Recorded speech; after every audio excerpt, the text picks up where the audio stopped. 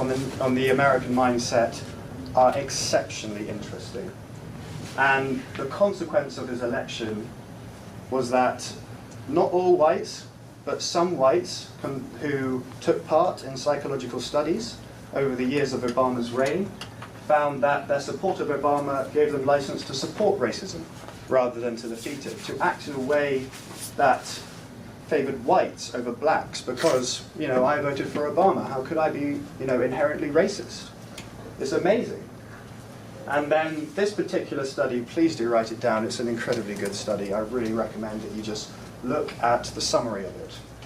Psychologists have long found that many white Americans are afraid of their own prejudices in their society and within their peers, and that facing these unpleasant biases quite hard and quite difficult, and they don't want to talk about it. And then by engaging in actions that quell this uncomfortable sense that they and their peers are biased helps to offset this feeling of unpleasantness. So a white voter who supports Obama may not necessarily want a black man to be president, but only want to say, I've supported a black person. Or may not necessarily want Obama to be president, but wants to support a black person to be president. It's not because Obama is an incredibly qualified person who should be president, it's because he's a black man. And that's, I don't know if you guys remember the huge surge of optimism and hope and amazingness that everybody felt when Obama first announced his candidacy and then destroyed McCain in the election. People thought, oh my God, we finally did it. And he even got a Nobel Peace Prize within his first term. For what? I don't know what he did. But there's a bit of talk within the academic community that this was, like Obama, a symbolic gesture to show that America's racial history is so awful, and then suddenly a black president can be elected. This Nobel Peace Prize, yes, we're giving it to Obama, we're giving it to the president, but we're giving it to the head of state of America. Well done for electing a black person after your racial history. That is just a little theory, just a little theory to put out there. But in 2013, we now see the real hardcore consequences of this. In 2013, a poll found that 83% of white Americans said that factors other than discrimination were to blame for African American lower levels of employment, income, and housing. They attribute racial inequality to the incapacity of minorities themselves, cultural and laissez-faire racism, something we see, occasionally on Fox News, which is amazing. And this logic stems from, again, as I've spoken about, the fact that Obama, a little black boy or a black man, can become president. Therefore, racism can no longer be used as an excuse for not succeeding. Hard truths are pretty hard to swallow sometimes. But who said that? So this was from my dissertation, and this comes from one of my quotes. I can give out my dissertation. The logic stems from the fact that... So logic stems from the fact that Obama, a black man, can become president, therefore racism can no longer be used as an excuse. But that's an opinion, that's not a fact. It is, could be. It could be an opinion, it could be a fact, but this is what psychologists have found and psychologists have studied and that I've used in my dissertation. So it could be an opinion, but yes, everything can be an opinion when you're using psychological studies. This is just something that they have found, or that they seem to find within their studies. Okay. So now we move on away from Obama's symbolism onto his post-racial stance.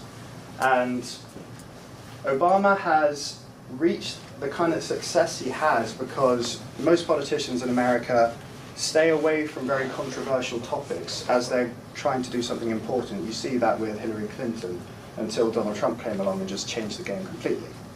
And it's been a staple of his political career since he started running for president. And this example, pretty either damning or pretty interesting, depending on the way that you want to look at it. When Obama accepted the Democratic nomination for president on the 45th anniversary of Dr. King's I Have a Dream speech, he didn't mention Dr. King, he didn't mention the words black, and he didn't mention the words African American at all. Incredibly interesting how carefully he is treading and how he is trying to not mention race while he's trying to be president.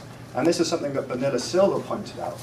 and saying, if this is his stance and this is his policy while he's trying to be president during the Democratic nomination, when he's accepted it, how is he going to do this in the presidency when he's not even going to mention race? How is he going to enact lasting change if he won't even talk about it? And these are just some statistics that I'm going to pull out again, just to show, how things have kind of turned out under Obama. I don't know if you guys have heard the term lame duck president. That's what Obama is at the moment. He can't really do anything apart from issue executive orders. It's in your first 2 years or your first 4 years that you can enact lasting change. And so at the end of his first 4 years, white unemployment rate was at 4.7%, black unemployment rate was at 16.1, nearly double. The poverty rate of black Americans was 27.2%, for whites it was 9.7%. That's nearly a third. And then black students were also expelled at 3 times the rate of whites between 2011 and 2012. Incredibly interesting to see that actually under Obama you can pull out some statistics that say black lives have actually gotten worse. So what is Obama's legacy? You could argue that he is a symbolic breakthrough, a real symbolic breakthrough that changes people's perspectives and also changes people's psychology. But in what way? But did he make any change? Some executive actions, as we've seen with educating the police force after the Black Lives Matter movement, that's an executive action, but that's not lasting, that can be repealed, that's not legislation. So there's no lasting legislation. Arguably, as I've said, there's new barriers that have been erected. There's not just the old 200 years worth of discrimination, but a new psychological barrier of disentrenchment of laissez-faire and cultural racism that Obama has now brought about.